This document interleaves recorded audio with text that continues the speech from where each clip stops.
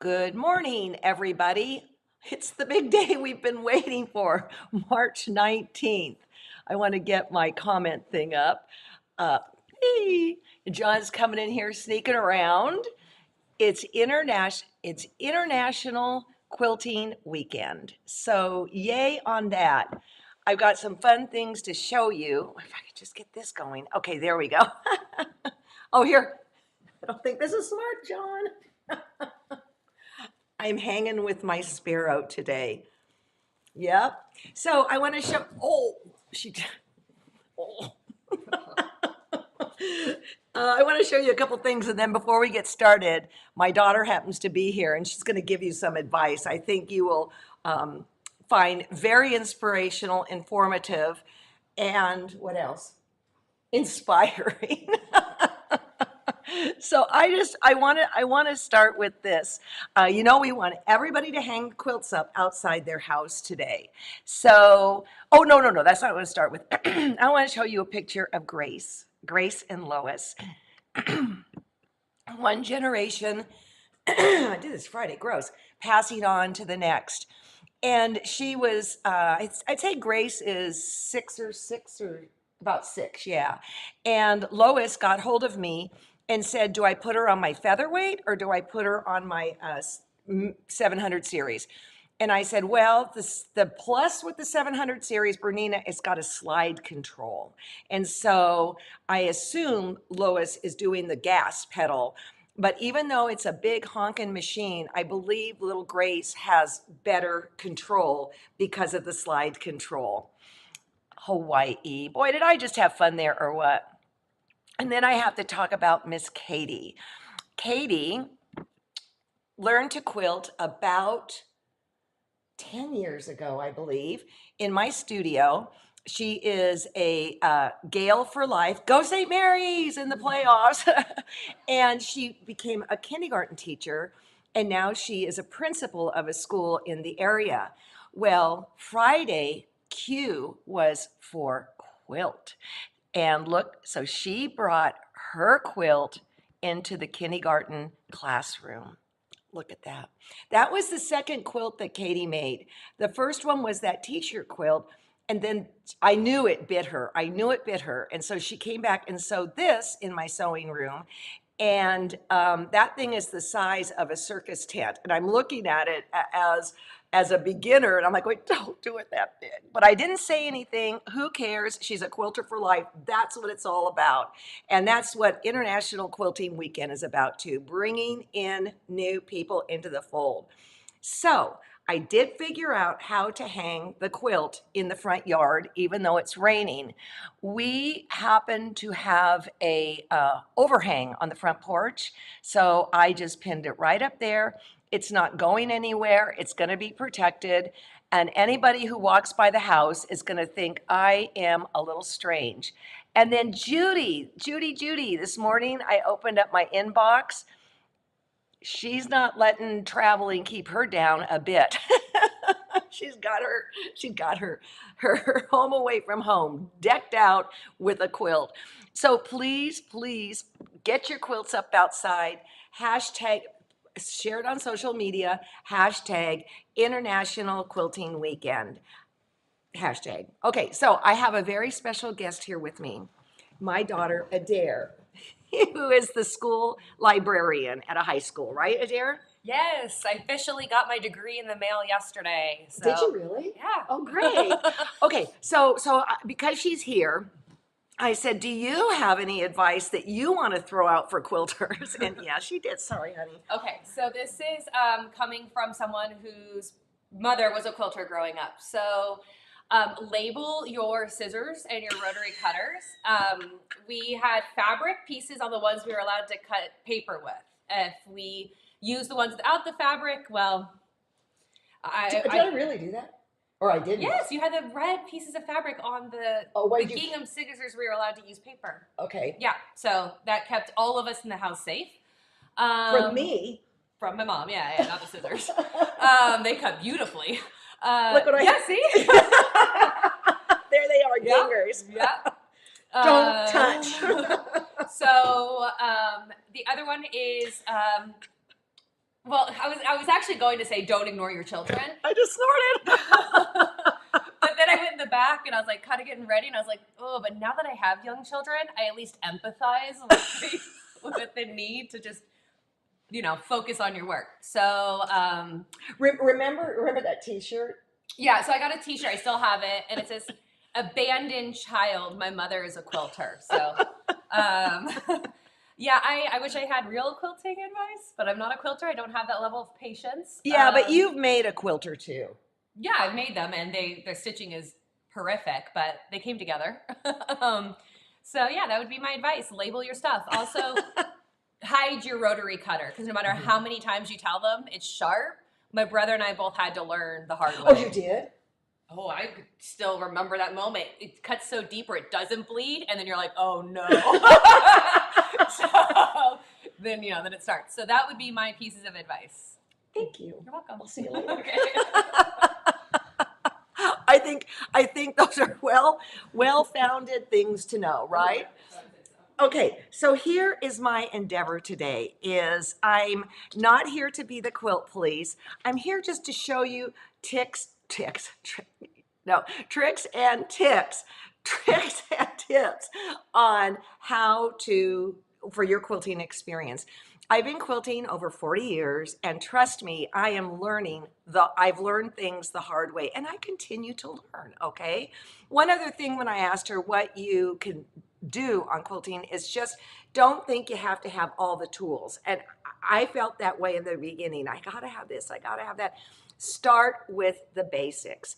And so, I mean, I don't know if any of you know, but this is a expensive sport. It can bring you down the rabbit hole. So let's just start with the tools and what my go-to tools are and what I love to use. All right. I'm not quite sure the camera thing. Well, first of all, it's your rotary cutters, and your rulers and your mat. All right. So here you will see 4 sizes of rotary cutters, okay? This you can do like 6 layers. It says 60, it's a 60, and it comes in different brands, but this is my brand, Quilter Select. This is a 45, and it used standards blades. And then this, I wouldn't use more than 2 layers. And by the way, guess what? There's gonna be another baby in this neighborhood. And then this I might use for 1 layer. Don't use a cutter for the wrong thing. Like for instance, don't use this little guy and then force it to do what this one is doing so beautifully. If this is the 45 is my go-to. That's my go-to. But if I'm cutting out batting and things like that, I will go to this. If I get into intricate stuff, I will go to this. I rarely use these because I don't really get into intricate stuff. Okay, then the next thing that you want is your ruler. In the olden days, 40 years ago, or whenever rotary cutters were invented, we used a drafting ruler. And how my fingers are still around, I don't know. We knew enough not to use a metal ruler, but drafting rulers were the thing, like those really thin ones. Well, no, you need a quilting ruler. Yes, you do. And my go-to size is the 6 by 12. It's the size I adore. It's the one I've learned on. And what I love about these rulers is that the numbers go left and right and they don't slip. And why I care that the numbers go left and right is because I'm a left-hander. All right. So I would get, if I were starting in my stuff, I would have first this ruler. I would have a square ruler, like maybe a 6 by 6 or an 8 by 8, and I would have a 6 by 24. Then the sky is the limit. Now, one thing that I have found really interesting is some people like to have the ruler where it's the clean numbers, meaning there's no half-inch. Well, let's look at these here. No half-inch added on, and it's how I learned. And so let me get these guys out of the way. This is going to be a little bit of a monkey show here today. Okay, so if you look at this ruler, that is a clean 3 inches, okay? This one is 2.5. This one drives me bonkers because I learned on the knot with the extra half inch. I go over and take this, and then my brain doesn't work. So if you learn on a ruler that has the half inch, then that's what you want. So if you're starting new, I would start with the clean ruler. The other thing is, if I am using something with a half inch, I might well take like my Sharpie felt tip pen and just go down this, just so I know that that's the extra half inch. And with my Sharpie felt tip pen, an alcohol swipe will take it off. So that's how I maneuver these two different kinds of sizes. So like for instance, what do we have here? Okay, this one is a 8.5 by 8.5. Okay, if I was squaring up a block that was 8 inches, I might very well want that. And I'm going to talk about squaring up down the road a little bit, because that's a dangerous zone to get into. Oh, by the way, I told John to take notes of real questions that are coming up, and then he will bring them into me, all right? So the last thing you need is a rotary mat. And I would start with a medium-sized one, which I believe in Quilters Select is like 24 by 18 or something like that. Eventually, you'll want a large one for your studio, and probably a smaller one for when you go to workshops, but you have to use a mat. Now, look, I know most of you who are watching this know all this stuff, but I just want to get this in one cohesive document so that everybody, can come to it kind of like, okay, what are some things to consider? So those are the basic tools. Of course, okay, so now the one place where I have zero self-control are scissors, like zero. I have a drawer full of scissors. I can't even believe I still have these Gingers. That's hilarious that Adair brought these up. There are many different brands out there. I'm going to tell you that I love Susan Browbaker Knapp scissors a lot. They cut very, very well. Also, these are, or Karen K. Buckley, I'm sorry, Karen K. Buckley scissors. They are lovely scissors. They're a little bit serrated. And the thing I like that she did with this, she made these handles that you can grab into. They're not tight. These are Olfas. They're beautiful. Who are these? These are Fiskars. Oh, these are Kai. Kais are beautiful too. These, the Gingers, I don't even get out and use anymore because we used these before we used rotary cutter. Okay, can a warp mat be fixed? Lori, what they say at Quilter Select is go take it outside and place it on a flat surface in the sun, and it should go down. But really, you have to protect your mat from warping at all costs. When I wrecked mine, but it's not wrecked because it's on the edge. I was coming home from the cabin, and it was in the back of the car, and the little nose of it was sticking out, and it warped. Okay, so you got to be really careful about them. They will wear out. Most of the brands they're all self-healing. There's no such thing as a mat that says self-heals. You're making cuts.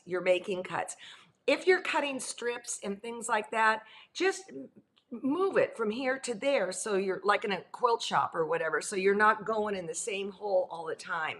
When I would cut fabric here for bundles, I would just take masking tape for the start, masking tape for the end, and then that's how I would do it. All right. Had to adjust numbers from. Thank you about my blouse. Okay, so you got your mat, you got your rotary cutter, you got your ruler. What else do I care of quality? My pins. I care a lot about the quality of my pins. And I'm going to show pinning. I'm going to show lining up weirdo shapes. I'm going to show you a bunch of stuff today. So here are some pins. Sometimes when you go into a large big box store, they'll have pins like this that look really impressive. They're super long. They're super cheap, and chances are they have a plastic head. So these heads will fall off on you, and that's always great when your finger then goes into that point. But also, they are fatter than the finer pins that are available.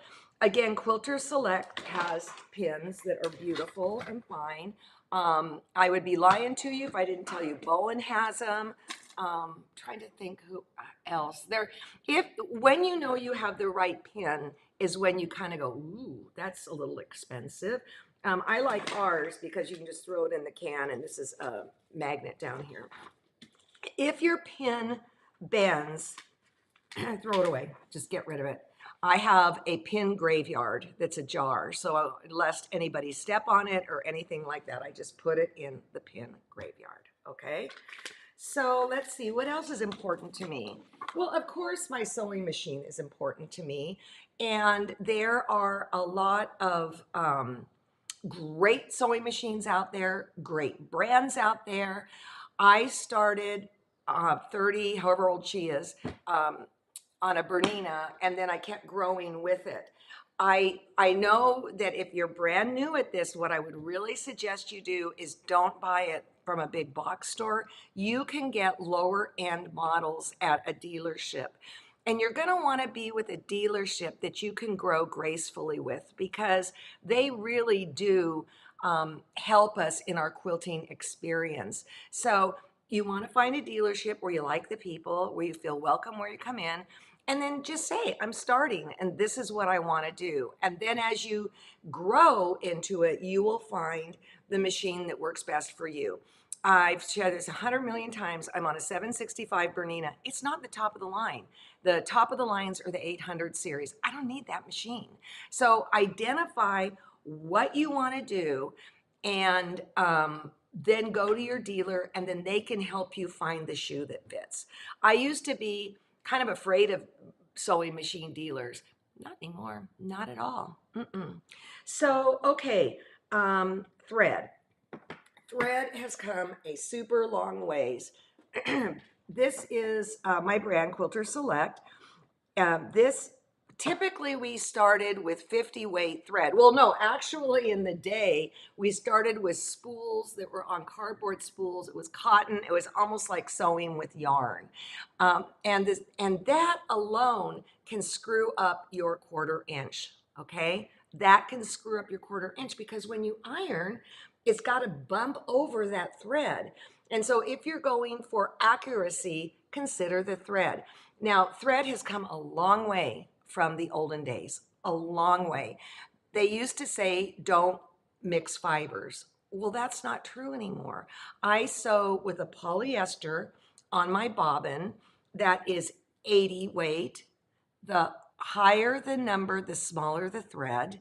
And then I do a 60 weight on top that is a cotton wrapped poly. So I'm using an 80 and a 60.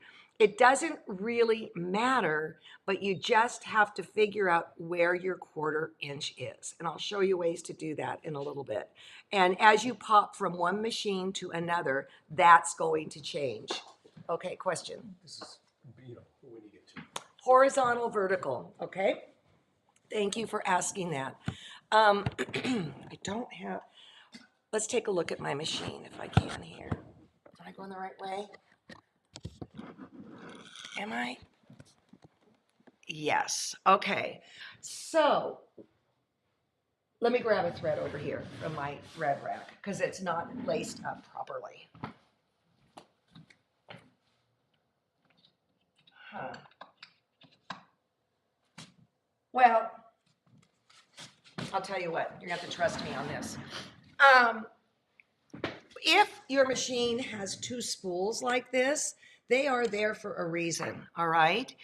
Thread comes delivered to you 2 ways. You have a cross wrap, which, let me hold this up, that's what this is here.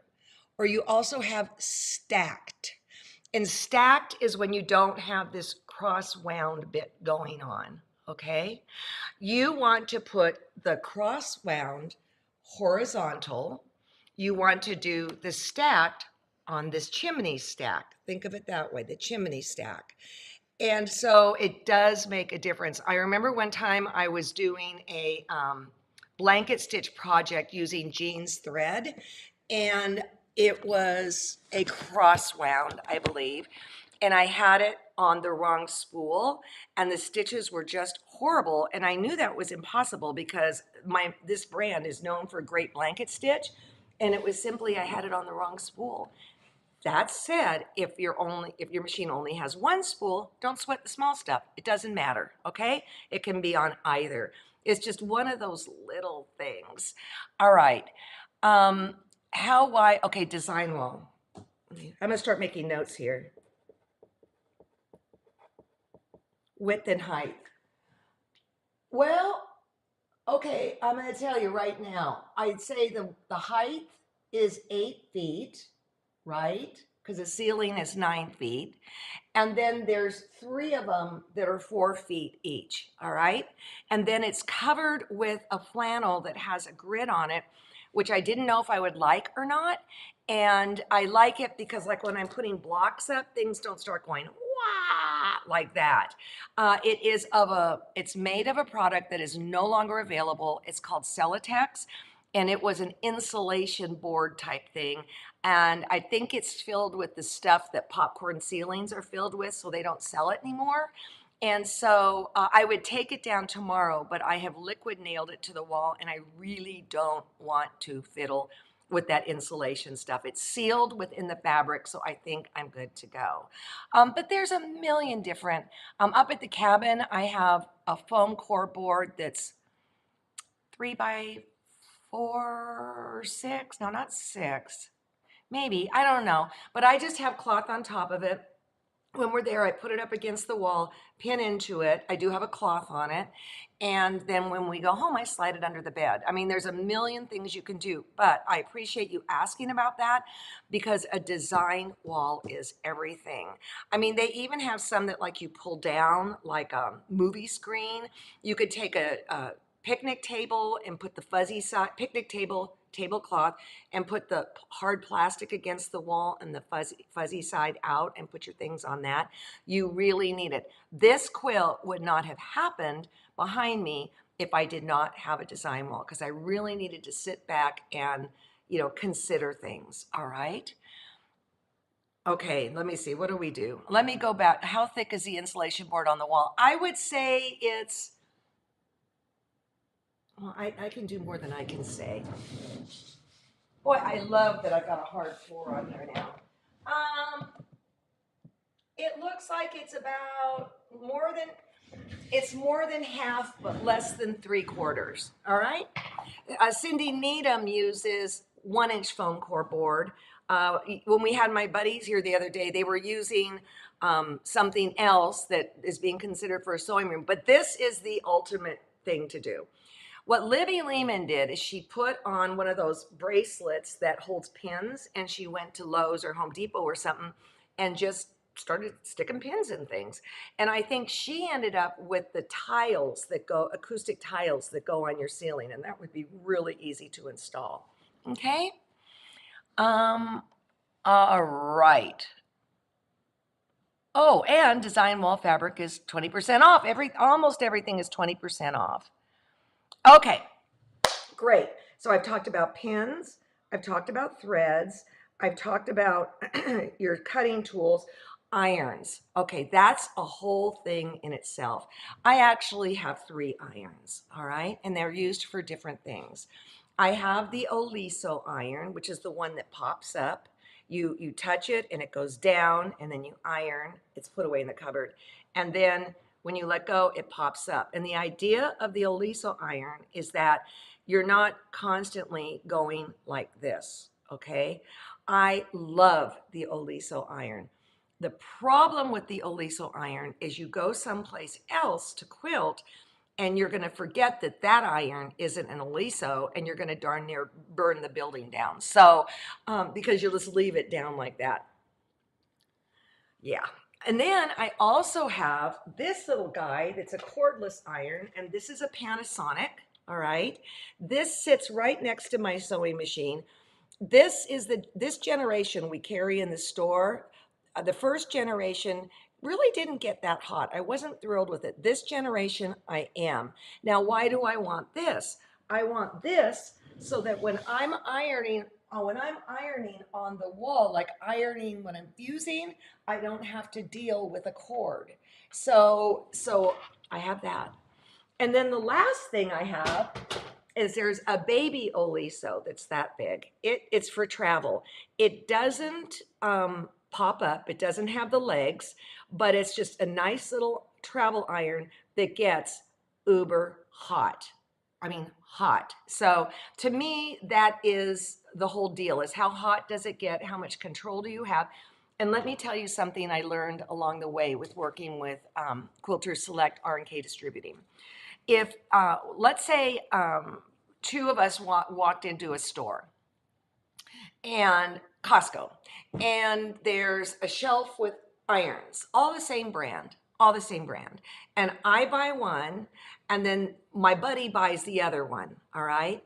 You're gonna find that those two irons are not alike. Their irons are made and pieced together from other places, and so my medium might be on this setting, and your medium might be on that setting. So it's one of those things where you get a very intimate relationship with your iron and understanding its sweet spot. Also, irons do break. They do wear out. As Ricky says, you put steam in there, they become incontinent and tinkle all over your fabric.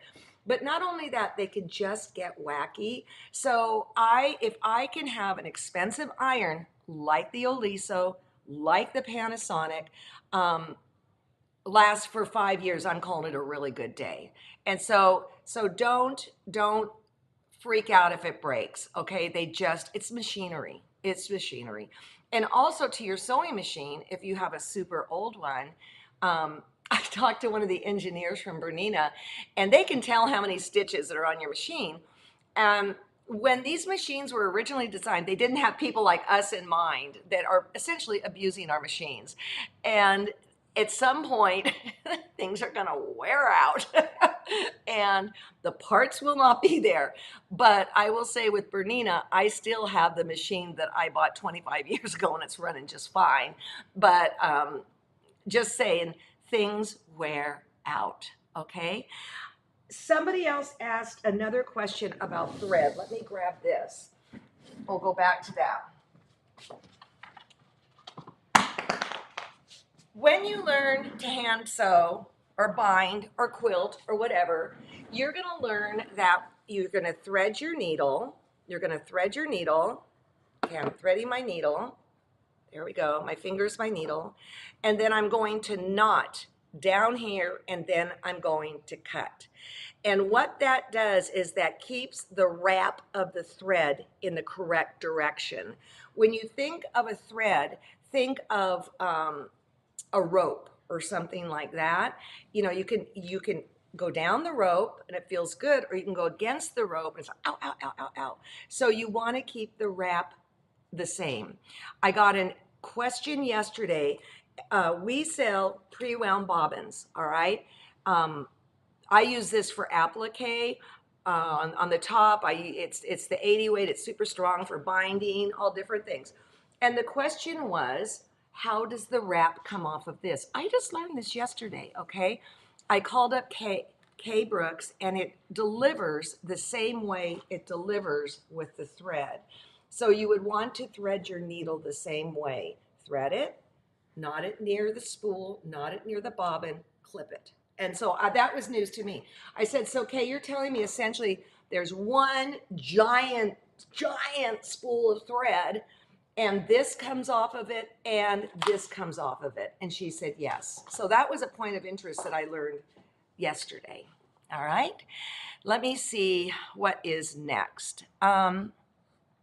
Ricky Timms, how do we get the 20% discount? Ricky is not doing, I believe, a 20% discount this weekend on his store, but I can't speak for him. This is for thequiltshow.com. John, you came in. Just some general questions. Okay, let me take. I'm okay right now. I'm okay. We're going to better for certain sewing machine brands. Wow, that's a good question.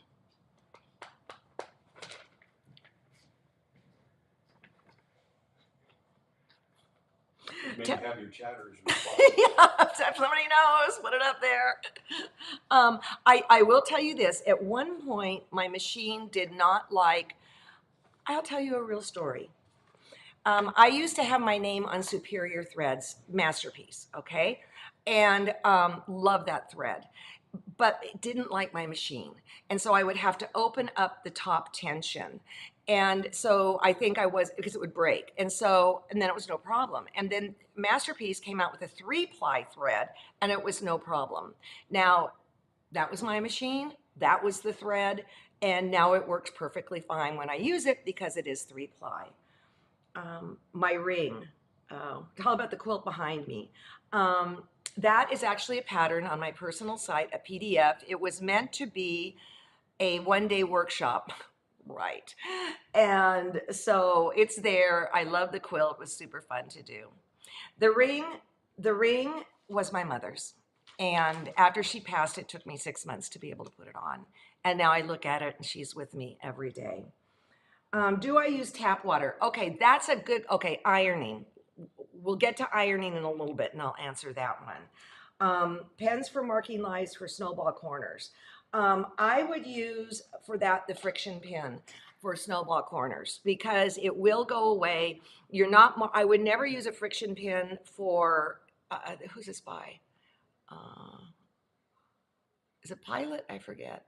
Oh, Friction by Pilot, yeah. I would never use this on the top of a quilt because it can leave ghost markings. But what I say under the dress and where it's not going to show, no problem. And by the way, I think we're having a big special on these this weekend too. What about temperature on an iron while piecing? See, I go really hot. I'll do that in a little bit when I do my piecing thing, okay? Now, let's talk about rotary cutting. There we go. Let's get all that out of there. And how to not get the dreaded V. And I think we all know what that is. Get this out of here.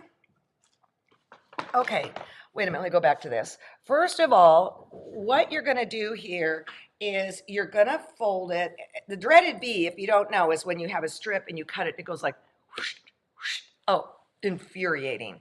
And so what I'm gonna do is I'm going salvage to salvage, all right? And then I'm going to fold it again. You dreaded V, we're gonna get you on here.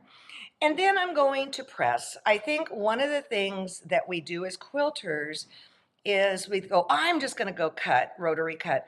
Always press. And I found myself even getting ready for this class, I was being a little willy-nilly about the whole thing. So I am going to press this over here. Hope my iron's still hot. And then I'm going to come up to the rotary board, cutting board.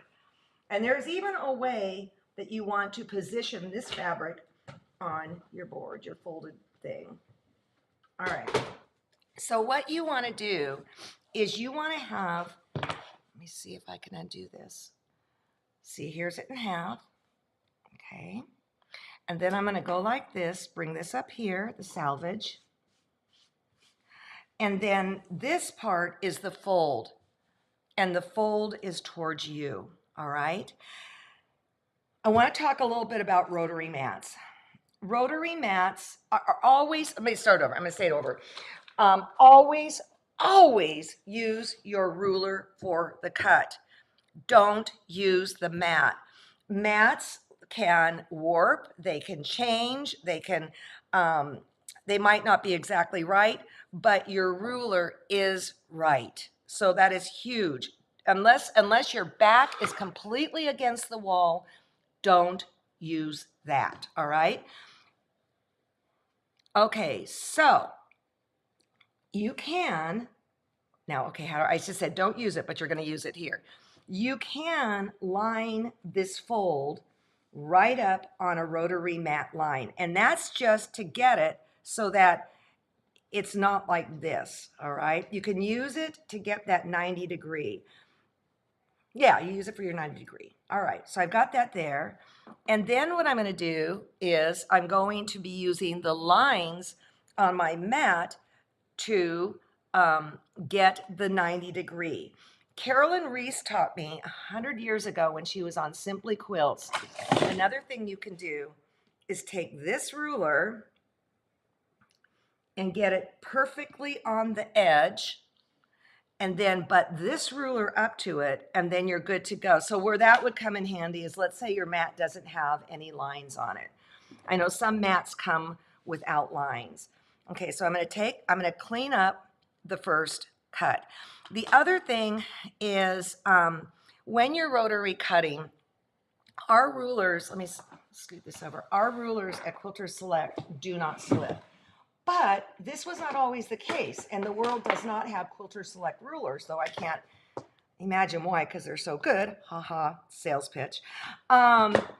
Whenever I did my 6x12, I would teach people, keep your pinky on the outside. Don't hold on to this. Let's get rid of that. I'll show you what that's for in a minute. Keep your pinky on the outside. Spread your hand like a spider, and make sure that you aren't coming, your fingers aren't like this. And on a 6.5 inch, a 6 ruler, inch wide, I've only once or twice seen people with hands that are big enough to extend that. So I'm going to check it again. All right. Looks good. I'm going to clean off this edge. Where did you go, rotary cutter? There we go. All right. I hope I have a sharp blade. Not quite. I'll talk about that in a minute too.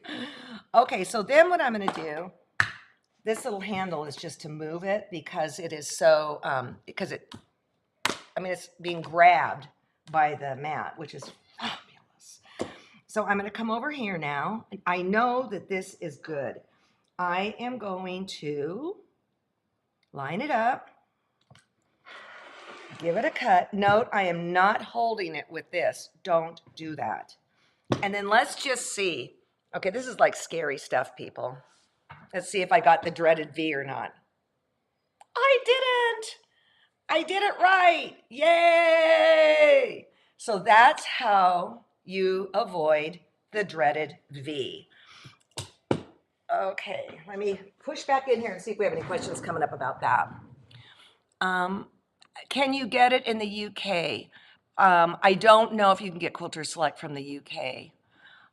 To guarantee there are no V's, Karen Ray says, I don't fold the salvage. I fold it a little less and then make sure that the two folds are parallel. If the folds are parallel, the strip will be straight. That's very good, Karen. Thank you very much. John, you're coming in. She said, remind people you're left-handed. Oh, yeah, I'm left-handed. No, if you're right-handed, you have to do it how I'm doing it.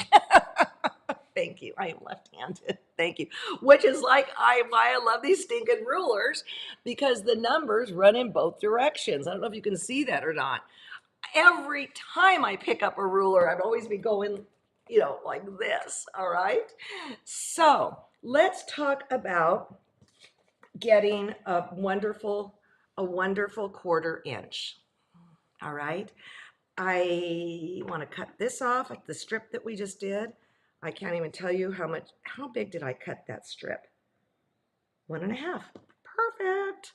What I would like you to do is, on your machine, whatever you're working on, get yourself a 1.5 inch strip times 2. So I've got 2, all right?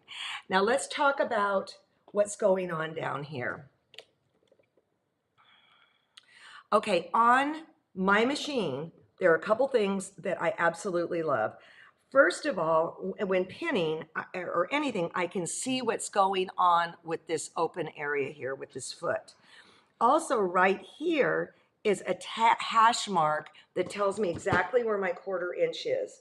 Now, if my machine doesn't have that, this is what I would do, because the point is once you start going in, it's too late. It's too late. So let me get this up here. What I would do is I would take this. I don't know if you can see. I tried to dull down this light as much as I could. I'm so sorry. And this is right on the edge where that little 1/4 thing is. I mean, you've seen this over and over and over. But if your machine doesn't have that little tag mark, this is what I would do to help to help get it so I'm leading in properly. Okay.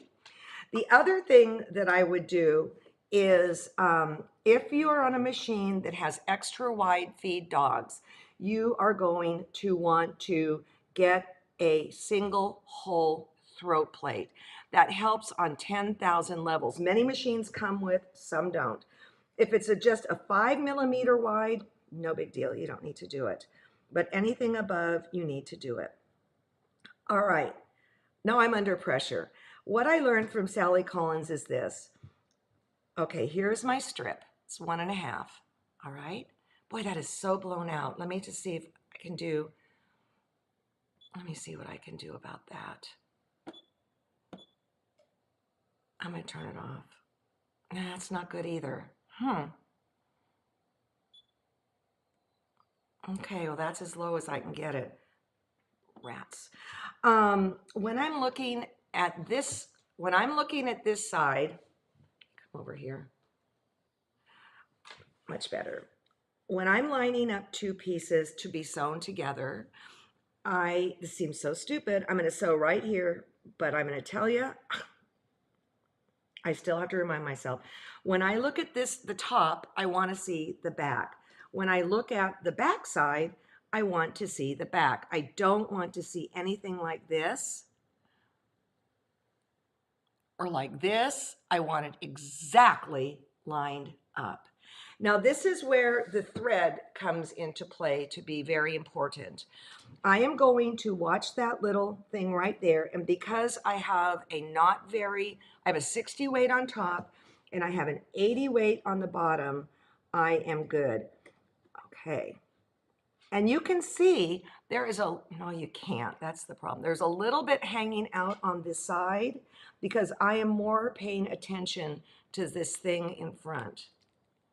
Let's see, I am so sorry. I don't know how to. Let me turn it off again. Let's see.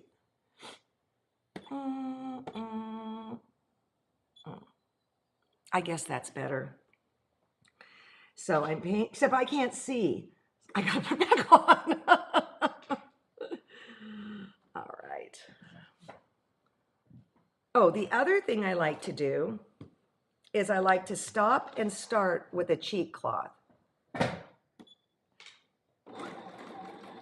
That helps it from the thread boogers to get in there. Another gal asked, how do you keep it from, sometimes you can tail off, kind of start skinny, tail off, and then you tail off again. And so what do you do with that? Okay, well, first of all, you've got this thing, but also, of course, I can't find my stiletto. Here we go. If you're really getting into super nitpicky stuff, you can use a stiletto. I'm not that nitpicky. Yes, John. This is the Sally Collins School of Excellence. And if you've never seen her video or her on the show, it's worth watching. Okay, now I'm going to cut it. Now's the ta-da. I have a big man lurking in my sewing room. Oh, shoot. You wouldn't know what that is. Oh, what? Okay. Sorry, I should have ended with a strip. I want to start and end with a strip. All right. So here we have this. Let's talk about pressing. I have in here now a 1/4 inch seam. Isn't that great that you can't see it? What I learned from Marianne Fons, and I didn't think it was a big deal, but it's to set the seams, especially in something like this. The reason she wants you to set the seams is because it locks everything together. My concern with people setting the seams is they're going to become maniacs and stretch biases. But in this case, there really isn't a bias. So I'm going to set the seams. And then to take it another level, you can then also clap it or put a weight on it. But first I'm going to set the seams. Then when I am pressing seams from one side to the other, I like to press on the top because if I press on the bottom, there's a darn good chance I'm going to get a tuck in this. So I like to press from the top. I can use steam right here if I want or not. because there's no biases. If there were biases, it'd be a completely different story, and I'm going to share with you what that is in a bit. Okay, now comes the truth teller. What's this going to measure? It's a little, hey, I nailed it. Okay, I nailed what it's supposed to be. So I know however I was leading in works. And as far as tap water goes, one of you asked about that. I think that if you are disciplined enough to use distilled water, it would be to your benefit. Okay? Only because a lot of water has a lot of bad stuff in it. We're not that irony here, iron like pumping iron here in Livermore, but I mean, like when we go back to Door County, oh, it's huge, the iron that's in the water. Now that's pressing what seams from one side to another. What if this seam needed to be pressed open? Why would I want to press this open? Well, in this case I wouldn't, but if I had 6 or more seams coming together, I want to press it open. Now how I do that is I take my finger, I do this from the back side. I take my finger and I just run it down. And yes, I just touched my finger with the iron. And then go like this. And there you go. A lot of the new quilters are pressing things open because it's kind of easier to get it flatter. The problem with pressing things open is that you don't have, when you're lining up seams, you don't have things to butt against each other. So, you know, I really have to consider if I'm going to press open or from one side to the other. If I am pressing open, you're going to want your thread color to align with the color of the cloth. Meaning, if I'm going to press, okay, so let's take this. It's been pressed open. If I used black thread in there, it would show, because basically what's going on is you've got the two butts of fabric. Otherwise, I don't care so much about the color. I mean, I would not use black in this, but I would try really hard to get a nice neutral, which is what's on my machine right now, because it will show. All right. Let me see. Any questions here? Okay, so your Rowenta says spring water, not distilled. Oh, okay. Connie, stand corrected. Spring water. Oh, yeah, okay. A lot of moms here. Okay, so I go like this, and then what you do is you can put this on top, and that helps even make it flatter. This is a Steady Betty, all right? The truth of it is I use this little guy, my little antique iron. Somebody said at one point, and what you're doing is just making it flatter. Somebody asked, said you're supposed to be using the wood, but this seems to work pretty well for me, okay? Oh, and this takes me to something that I completely forgot in the beginning. To wash or pre-wash. Boy, that is, talk about police, quilt police. People have very strong feelings about that. Let me just tell you the pros and the cons. Well, first of all, fabric is very dirty. It's very, very dirty. And one time I was making like 10 quilts in 4 months or something for a publication. And by the time it was over, I was wheezing. I mean, that's how dirty and gross it is. And the chemicals and you know, just dust and all that. Number one. Number two, so if you're going to be making a quilt for a baby, absolutely pre-wash, okay? Number two, different fabrics will shrink different amounts once they have been washed. So if you don't pre-shrink it, this is what they say, something might behave incorrectly. But probably the most important is for color fastness. So whenever I am working with hand dyes, I am working with reds and purples, any intense color, I will at a minimum test it. But don't despair. If it does run, there is a way to fix it. And there's a product called Synthropol, and you put it in your washing machine as directed. I have an agitator washing machine. It says put it in hot water, pour the Synthropol in, and then it needs to agitate, and it will wick out the colors. I also will throw in a color catcher. for that too. And I've seen quilts ruin be fixed. So what do? You want to know what I do? I don't pre-wash. The reason I don't pre-wash, and I know all the risks I'm taking, is because typically my quilts are for publication and things like that, and I want them to be the most pristine. Now, if you take it out of the washer and you do pre-wash, you may want to just throw a little bit of starch on it. Just a little bit, just to get it some body. You can do that. Oh, but wait, then there's the rumor that silverfish like starch. Oh yeah, this quilting gig just gets better and better. So again, there are two schools of thought, and you can't win in either camp. So, all right. He was bonkers. Oh gosh, Sherry just said she was at a quilt shop with a mom that had a little baby that was all boogers and snot. Touched everything, wiped his nose on the fabric. I washed from that.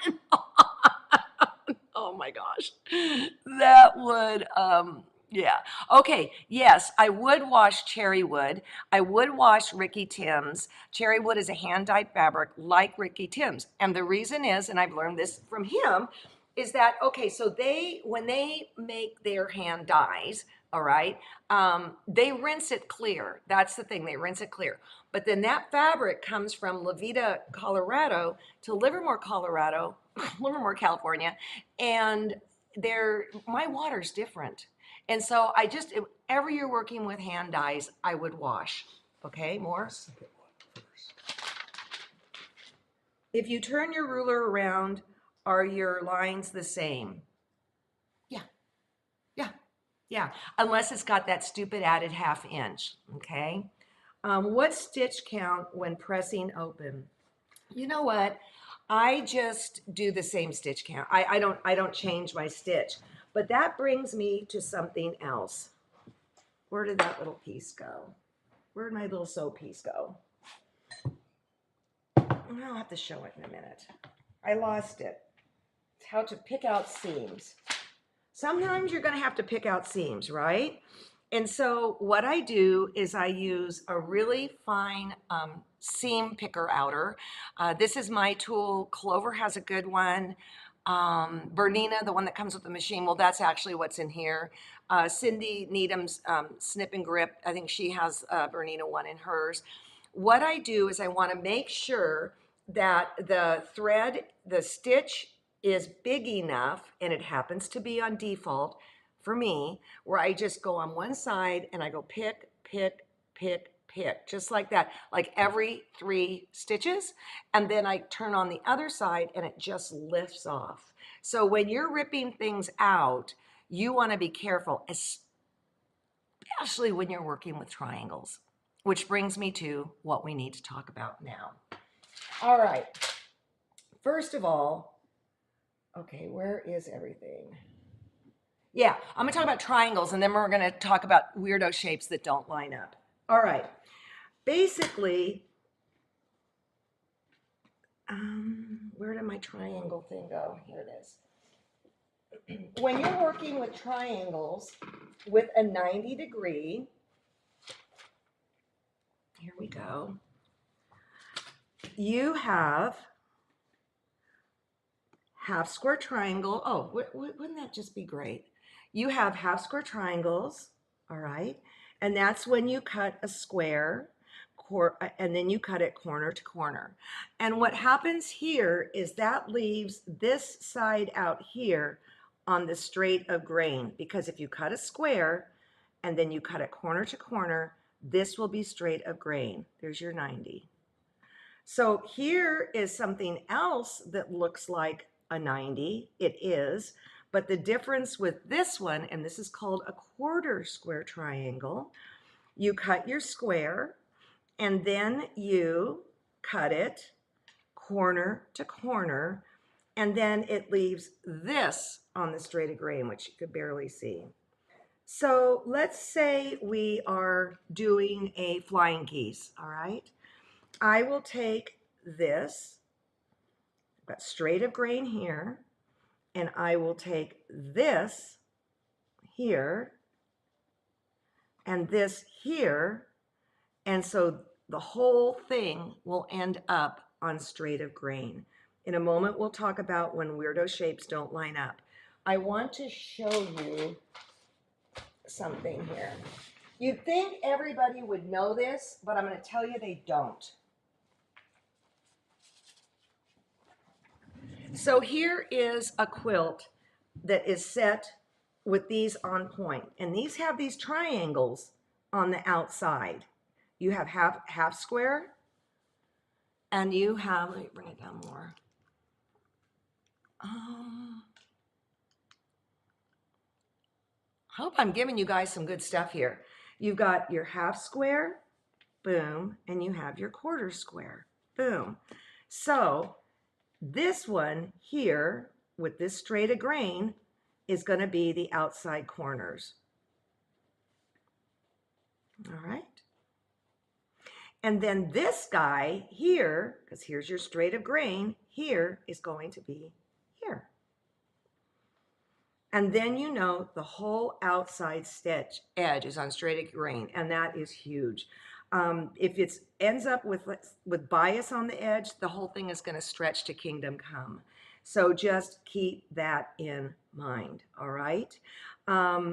Let's talk about then lining up shapes. And I might sew this, I might not. All right. This section is called When Weirdo Shapes Don't Line Up. So let's say you have a square, like a square within a square. You go over here. All right, square within a square. You could paper piece this. We're not going into that today. It's a whole nother thing. And there you go. Here's the problem. I've got to sew on this side, and then I've got to sew on this side, and this is too big, and this is too big. So what you do is you find the center of this, the center of this, and then you pin accordingly, and you will have bunny ears hanging out each side. Okay, like that, right? So I'm going to do this, and then I would press on the top. I don't have to worry about exposed biases here, all right? This is all straight of grain this way, and then I'm going to go like this, and then I'm going to go like this. And ultimately what you're going to want is a 1/4 inch floating from this point to the outside edge, all right? That's what you're going to want. Yay. If it's not, don't sweat it. I'll show you how to cheat things down the road. I'm the world's best cheater. Okay, so that's how you line that up. This was kind of fun preparing this, to tell you the truth. All right. Oh, look who's coming over. So, flying geese. Here we go. This, and I actually got a question on this one, and this. There are tools. Sparrow, you're really not welcome.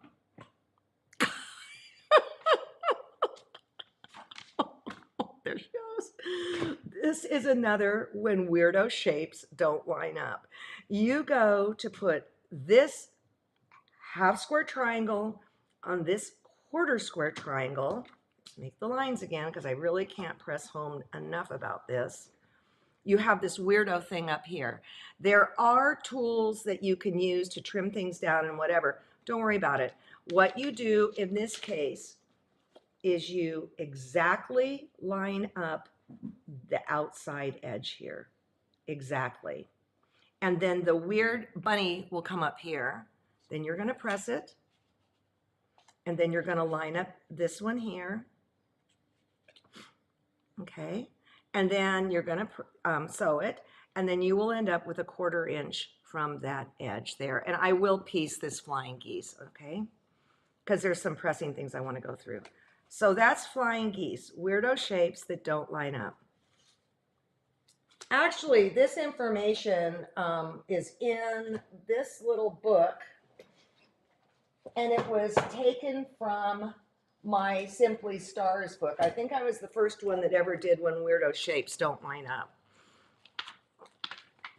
Well, that's terrific. Yeah, all these things in here. Doesn't have the rotary numbers in it because in this book they give you all the cutting numbers. Okay. And we've played with that a lot. Oh, here's a tricky one. Here is a border or something, or block, that these are all quarter square triangles. There. And look, it fits together perfectly. Nay, nay, as Susan Cleveland would say. This to me is the trickiest. You take this and you offset a quarter of an inch down here and a quarter of an inch up here. And then you sew. And then you do the same thing on this side. That is in the book too. If you line it up, it's all going to go wacky on you. And then you have to use my pinning technique. Now that said too, okay, if these are all biases here and I have to pick out stitches, I might think about just throwing it away. Because it'll stretch. It will stretch. It will stretch. All right. So this is the isosceles triangle in a square. Often you see it used for trees, okay? It's this little guy right there, kind of small. All right, so the trick on this is that there's a left and there's a right background. And so if I just take, I gotta find a cutting mat here,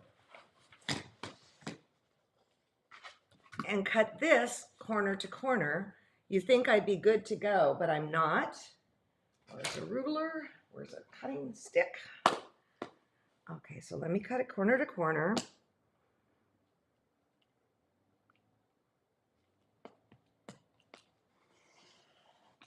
All right, this is what happens.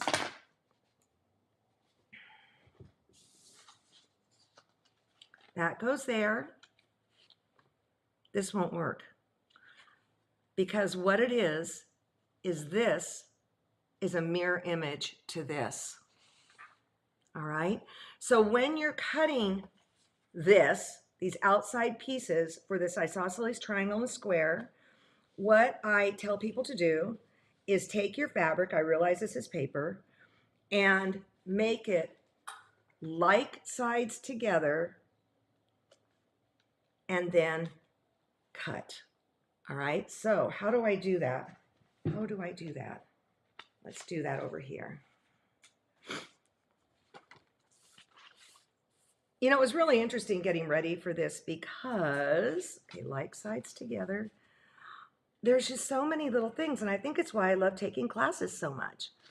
The cut was that way, so I'm going to go that way again. Let me get this out from underneath, and then you'll see. Oh, I learned this too in college, in drafting. When you go to take a cut, take your pencil, in this case your rotary cutter, find exactly the corner like this, put your rotary cutter on it, butt your ruler up to it, and then fish the other end. And that way you're not going like this, because that's hard to do sometimes, you know. So I'm gonna go like that. It's because it's paper, it's acting funky. Okay, so I did it here, and then I find it up there, and then we go like that. And now I'm okay for a left and right side. So this is really weirdo right here. Look at that. Think of this as a tree, and there's the top of the tree, the Christmas tree. And what you're going to do here is you're going to line this up exactly to the tippy top of the tree. You're going to have this hanging out down here. You're going to sew, okay? Then you're going to press it open, or not open, press it to one side. And then you're going to do the same thing. You're going to take this side and line it up to the very tippy top. And then that's how you do this. This particular shape can be very unruly on its very best day. So sometimes I suggest people foundation paper piece. It just goes weird. And I don't know why, but it just goes weird. All right, there's that. Now, what's this here? Oh, that was the half square triangle, the quarter square. Okay, that's good. I already did that. Let me show you this. And this book is only available digitally. I think this really is an excellent book. But what I wanted to show you was when you are rotary cutting, there are magic numbers, just like line when weirdo shapes don't line up. So for a square, you take the finished measurement and you add a half. And typically most books will have done that for you with patterns. Here we have out here, there's your grain, there's your grain. Okay, for a quarter square, half square, you take the finished measurement and you add 7/8 to it. Finished measurement, 7/8. Quarter square, you take the finished size and you add 1 1/4. And then the little guy that we just did, you take, here's your finished block. You take the measurement from the center to the edge. Let's talk about the wing. You add 3/4 across the strip, and then the finished length, you add 1 1/4. And then this one down here, for the background, you take a square and make it 7/8, and then you cut it from the center out, the center out. So anyways, just know that these numbers are for 1/4 inch seam allowances. Please understand that just because you have a block and you think, well, okay, it's 6 inch and I want to make it 12 inch, you can't just go double things. That does not work. It does not work. All right, what I would like to, okay, let me see if there's any questions here. So your quilt at the top, you will see your tip off. Let's see, I love that book. Are we sharing that? Left-handed quilter there. Yeah, Dee is using that book in her color class. Okay. On the tree block, do you lose the 1/4 inch at top? It's there. And sometimes you have to go and find the, and maybe trim it off a little bit to get it at a 1/4 inch. Okay, let's talk about squaring things up. All right. No, let me sew first. Let's get on with that. I've got so much and I feel like, yikes. Well, John wanted me to do it for a while. So guess what? Let's say you have a block. I guess I just lied. I'm not sewing. And something is funky on this block. You can see that this doesn't line up exactly with this. All right. And I want to sew this block to it. Now, I know this is the correct block because I cut it and I cut it correctly. All right. This is a case of you wouldn't go, you go, oh, maybe I just want to true that up. Don't do it. Just don't do it. What you're going to do is you're going to go to the one that you know is for real. You're going to put the block, the piece that is a little cuckoo. You're going to use this block as your key, and this is really screwed up. Maybe it would work. I would just pretend like there's fabric there, do my 1/4 inch from the good piece, and man, that's falling short, so I don't know. But in other words, don't just go trim this stuff off because it will screw things up, all right? If it's that far off, sew it again. Or if you can fake it, like if this side were all the way down, you could bring this here and you would be okay. I hope that made sense. Talk about squaring up and pressing. Let me do that before I sew because of course now I've lost the pieces I'm going to sew. There they are. Good grief. All right. Pressing and squaring up. This is Janet Stone's block. All right. These people gave us these blocks when they would come as guests in the olden days. Now, you know, Janet's work is perfect. All right. And my guess is this is a 6-inch, Sparrow, go away, a 6-inch block. I would put my 6.5-inch ruler on it and want to make it correct. No, I don't. I want to do the cheat it idea if it's not exactly right, because the last thing you want to do is cut those tips off. You always want your tips to be a 1/4 inch from the outside edge. That's your ultimate goal. Okay. This one by Susan Browbaker Knapp, I could square up because I'm not going to be cutting anything off. This is Joe Morton's, and look what she taught us on the show. I loved it. Joe Morton is a really good show if you want to step up your piecing. You wouldn't want to square this up. You're going to lose the tips. You're going to pretend that you're going to work around whatever mistake you have. And then this is Rosie's, and you could square this up and get everything to a common size because there aren't outside points. All right, I'm going to do pressing now.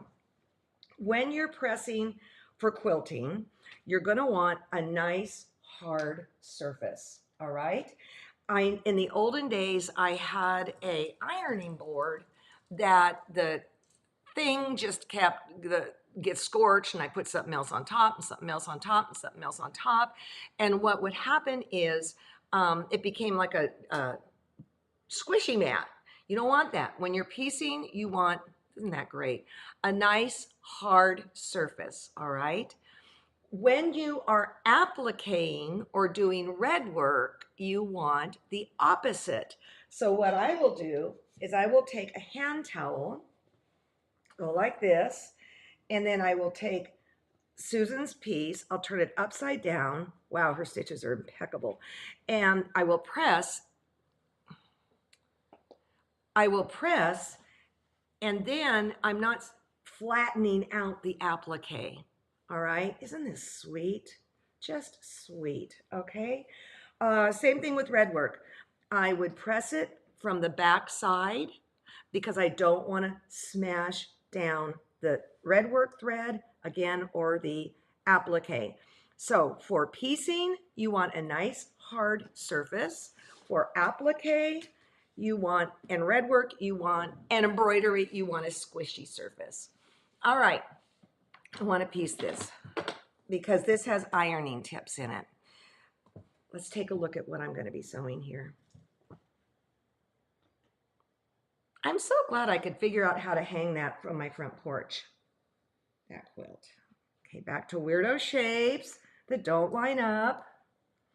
All sorts of goodness going on here. Okay.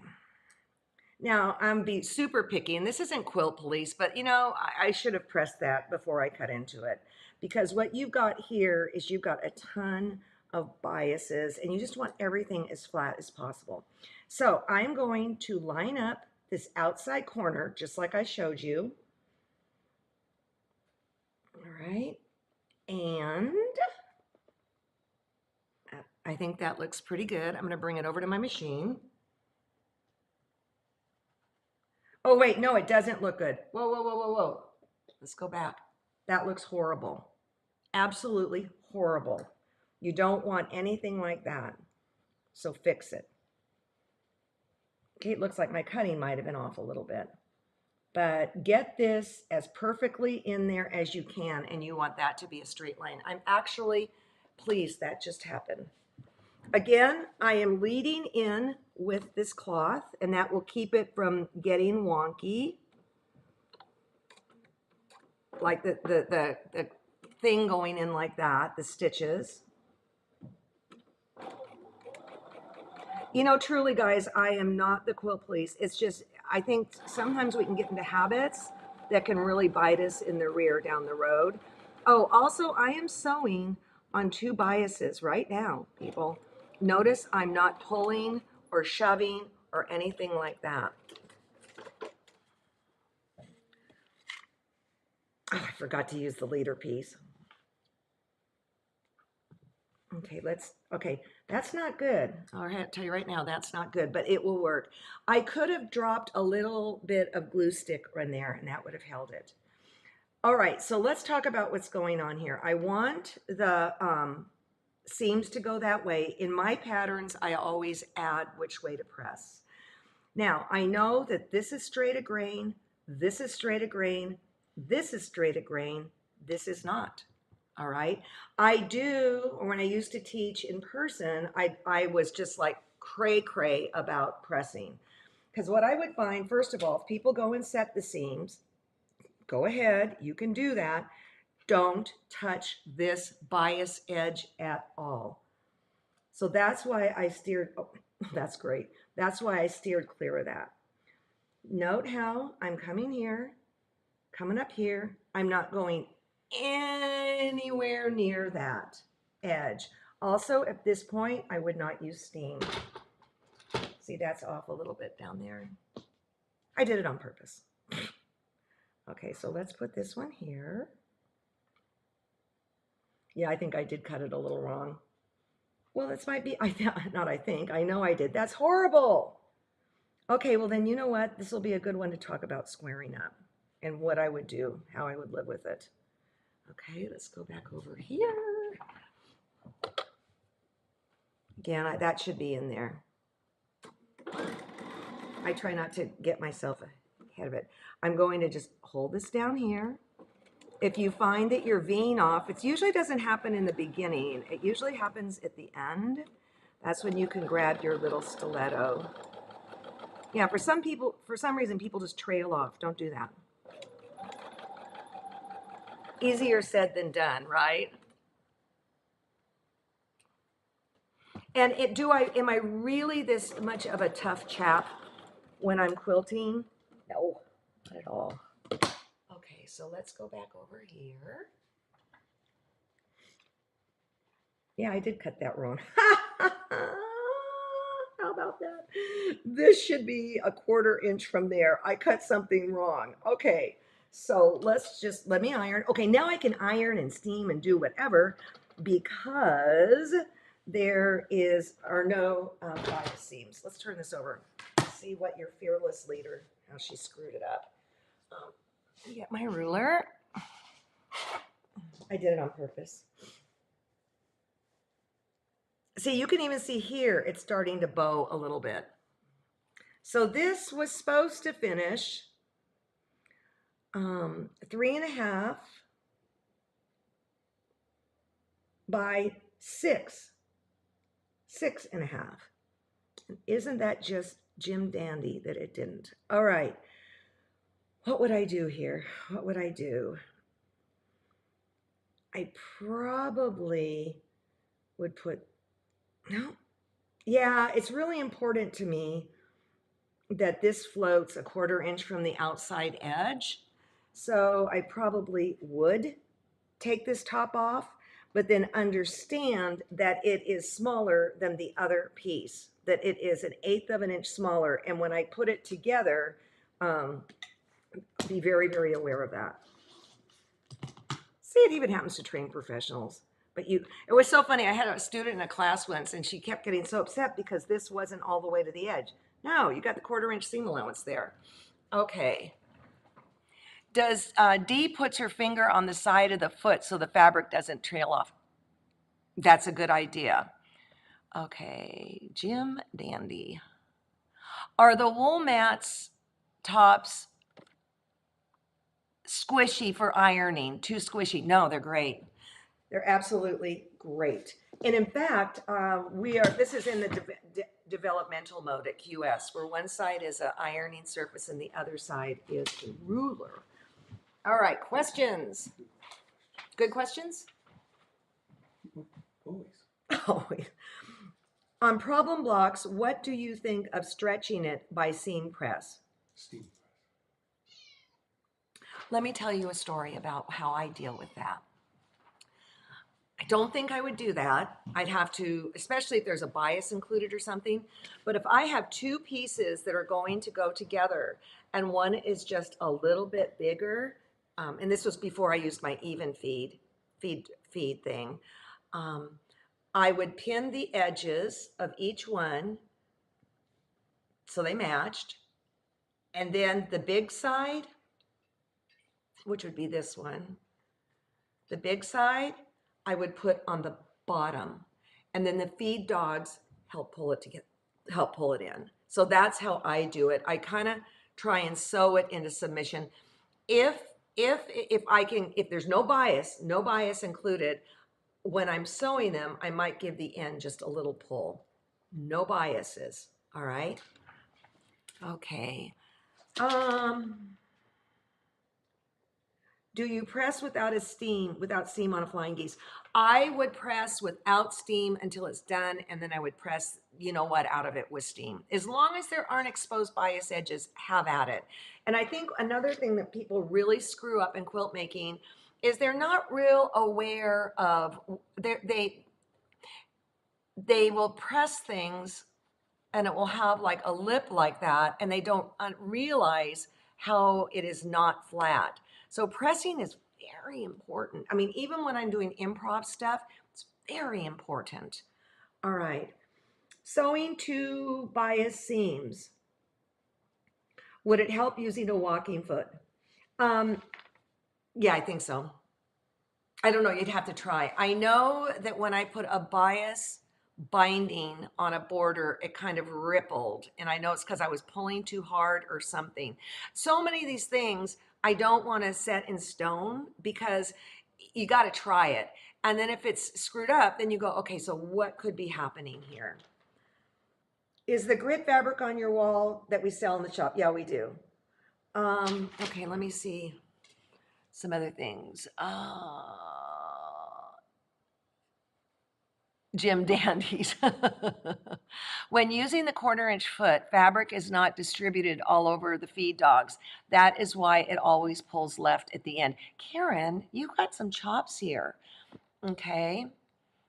Squishy. All right. See? I think that's kind of what I have to share today. I mean, let's stay on a little bit and see if there's any questions here. I'm going to move this so I'm not having to reach across my sewing machine so much. Um, is everybody going to sew today? Yeah. Oh, wait, John's going to come in. He wanted to talk to people. Well, not yet. What? I would ask them, what would be their top tip to a new quilt? Okay, here's a question. Okay, so there's about a 7-second delay. What is your top tip for a new quilter? I think my top, Not counting take-up woodworking. not counting take up woodworking, my top tip would be to take a class because I realize that there are ways to do things improvisationally and all that, but there's a whole lot of gray areas in there so that when you get into it, you're like, why is this happening? Okay, go to a class. That's what I was saying too. Use good fabric. I agree with you, Pat, on that. Measure twice, cut once, press carefully. Don't be afraid. How do you use your finger to keep veering on the left seam? Veering left on the seam. You put your, I took down the camera. You just put your finger kind of to the right-hand side of the presser foot, and that holds it intact. Change your needles. I was going to talk about that too. A needle on a sewing machine is good for about 6 to 8 hours. I usually don't get that far because I end up breaking it or doing something stupid. All right. But also, if I can start hearing it, and you're going to learn this about your machine, hearing it, it's time to change it. And if it's skipping stitches, time to change your needle. I'm a latecomer. I'll watch the whole show later. Yeah. Join a guild. Okay. Yes, guilds are wonderful. Wonderful. Take a class, relax and enjoy yourself. Stick to simple shapes such as squares and or rectangles. Okay, this is its new quilters. Top tip, never give up and don't be afraid to ask for help. You know, mentors, that was brought up. I have mentors. I've learned so much being around other quilters, and I'm never afraid to take criticism or try and improve my skills. Overall, have fun and realize you're learning. Be kind to yourself. Kyla, read all the instructions from beginning to end before cutting and sewing. Now, I'm going to say something about instructions because I'm dyslexic. It's a torture for me to read them. So that's why I'm really pleased that I had to learn from scratch. Okay. Fabric with wrinkles, fish with vinegar water, then iron to take them out. David, oh yeah. Hey, Diane. Door County was on David Muir last week. Okay, that was fabulous. my girlfriend went and sent it to me, and the Door County Candle Works, their family is from Ukraine, and so they're making some candles that are blue and yellow, and it's all family, and all the proceeds are to go help the people in Ukraine. They got slammed with orders, just slammed. Made me so happy. Okay. Oh, I will say you something else. If you're a beginner, don't start big. Just do something small. I think my very first piece was a pillow, just so you can kind of understand the mechanics of it. So my wish to you is that today you go and do something quilterly. Get that quilt on your front porch and hashtag it. What do they hashtag it, honey? Take the picture, International Quilting Weekend 2020. Okay, come here and say it. I don't want to be the repeater here. Okay, clean your bobbin often. Okay. The hashtag is International Quilting Weekend 2022. And you can see other people have already posted their quilts up in that section too. How do you find You that? do that in Facebook, or you put it on your Facebook or Instagram and then hashtag it, and it'll go straight there. Oh, good. I can't wait to go look at it. Okay, Anything else? Yeah, not to be too gross, but I would tell you that our 20% sale, I would use it to either do one of two things. Get things that you always have to have, like I am. Rotary blades, glue, Pins. things like that. Yeah. Because let's be honest, we're going to be paying more to get it. We're going to be raising the prices. I mean, this is just what's happening nowadays. And to be able to get it at the old price and at 20% off is kind of a neat deal. Or if you have something you wanted to splurge on, like That iron. extra rulers, Yeah. oak shot fabrics, something like that that's just been fun, I would recommend that. And also, if you haven't signed up for the contest yet, I asked John, great prizes. You sign up once, you take the scavenger hunt, and then you can potentially have 7 more tickets in the pot, but you only sign up once, all right? Right. Bernino is very, very generous, and other people. And then there's we're doing the quilt puzzle and the block match games, and you can enter your time in, and we'd pick a random winner for a gift certificate to the store. I did really bad on the puzzle. It took me 42 minutes. It should take you half of that. I got caught on one piece that I wanted a shape, and it took me 10 minutes to find it. I was going to find that shape. So this is Joanne. I asked him to winner. So tell me about the announcing of the winners. How's that going to play out?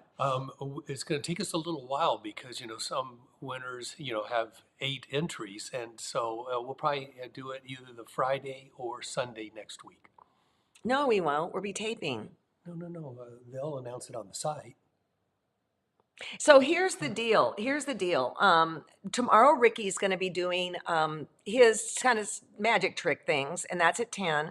On Monday, I'm going to be interviewing Carrie Bloomstead. Yeah, and then we're off for taping. And what we'll be doing are pop-ups, okay? Pop-ups from the studio. When I get back, we'll be starting that neutrals quilt. I'll probably just do a lecture about neutrals that Monday and go from there. At some point, probably the end of next week, kits and stuff will be going on for sale. We've been giving all our efforts to this. The first neutral class is right now scheduled for April 4th. Okay, so when is Dee's next class? It's probably next Saturday. Week. Yeah, next Saturday. She won't be at taping. Yeah, there's so much going on. That's the problem. We have so much going on. It's like a freaking 3-ring circus here. Okay. All right. Okay, I know who's saying that. Thank you, Kristen. Yeah, Kristen is in charge of Dee. And her class looks really fun. So have a great rest of the weekend. Enjoy yourself. Always remember there's somebody who taught you and you need to teach somebody else. And that's how this journey continues. Bye-bye, guys. I so appreciate you. Bye-bye.